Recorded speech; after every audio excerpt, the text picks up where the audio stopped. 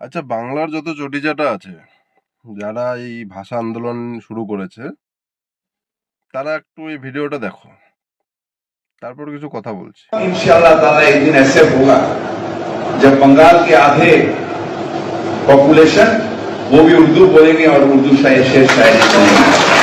কথাটা হলো, তোমরা ভাষা ভাষা নিয়ে চিল্লাচ্ছ অনেকদিন থেকে দেখছি। এই ভিডিওটা বা এই কথাগুলোর বিরোধিতা তো কেউ করতে পারোনি এখনো।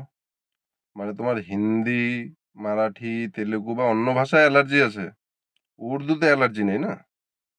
কারণ তোমরা তো চাচ্ছই যে বাংলা বাংলাদেশ হয়ে যাক, তো সেখানে উর্দু বলতেই হবে।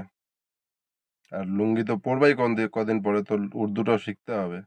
সেই জন্য চটিচাটাদের মানে উর্দুতে কোনো সমস্যা হচ্ছে না এই মুহূর্তে, তাই না? তো চাটতে হলে চাটো।